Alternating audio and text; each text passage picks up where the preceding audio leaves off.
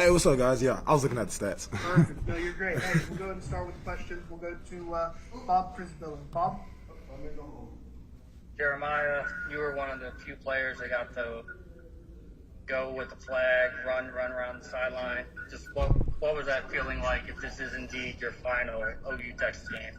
Yeah, I've been here since 2017. That was my redshirt year, and I saw guys like Baker plant the flag. I saw guys like Obo Okoronkwo plant the flag, and these are really like my heroes. These are all guys that have gone on to lead this team and to go on to the NFL, and so I was just basically like, it's my turn. And so I went over, picked it up. Me and Brian Asamoah were fighting for it, so I was like, okay, I'm going to run with it. And then when I got tired, I handed it to him. But I was like, you got to let me plant it, though. Like, this is probably going to be my last year. Got to let me plant it. So I'm glad I got the chance to. Go to Eric Bailey and Jeannie Carlson after that. Hi, congratulations. Kind of following up on Bob's question, what was it like to see so many OU fans rush the field after the game? That's something totally new that some of us have been on this team for a long time and never seen. Yeah, I'm not sure if I'm a fan of that or not. It's cool, don't get me wrong. Like, I understand from a fan's point of view, they get to go around, take pictures. I know I did it in high school, so I understand. But, from my perspective, we're trying to take a picture, and all the students are trying to get in a picture. People won't back up. We can't take a picture. It's hot, so there's pros and cons. But overall, it was just a lot of positive energy out there, so I can't complain. One last question. The Beat Texas hat, can you kind of talk about wearing that? That's a new look. Yeah, you know what? I couldn't wear it in my interviews because, throughout the week. But, yeah, man, I've had it on all week. You guys have probably seen it on my Instagram or maybe Twitter at some point. But, yeah, I've had it on all week, brought it down here, been with me all day, and glad I got to rock this thing. Thanks, Jeremiah. Have a good weekend. Thank you. You too. Go to Jeannie Carlson next, and then Jason Kersey after that. Jeannie?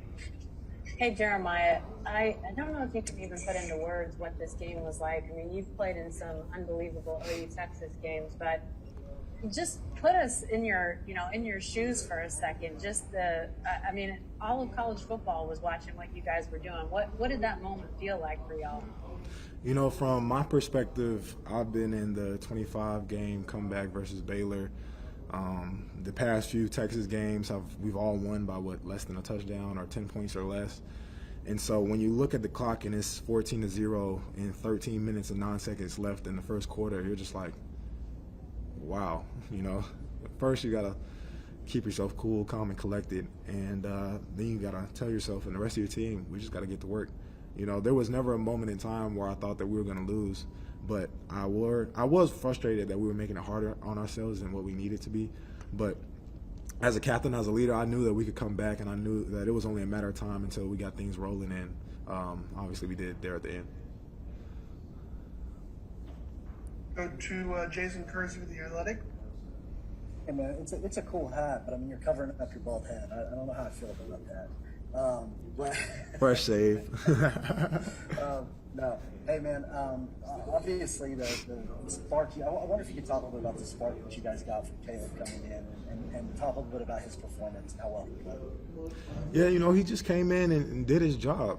Every dog has their days. There's nothing against Spencer at all. It was a coaching decision. As I've said before, we're going to roll with whatever quarterback is in there. And so when you're looking at everything from Caleb's perspective, you're like, okay, this is the Cotton Bowl. This is a big game. All this type of stuff from the outside world, the eyes are on you, right? But you just do what you know. You just do what you repped in practice, and then everything else will be okay. And that's what I told him after that first incompletion he threw to me. I said, just relax, do what you know, do what we've practiced, and we'll be fine. And from then on out, next play he bombs it to Marvin, and we end up going all the way down the field. So he came in and did his job, and I'm proud of him. Thanks a lot, man. Go to Ryan Chapman. Ryan? Hey, Jeremiah had that big 48-yard reception down the sideline there, but the offense as a whole, it feels like you guys had more explosive plays today than maybe you guys have had all season long. What did you find as far as being able to have things open up down the field today?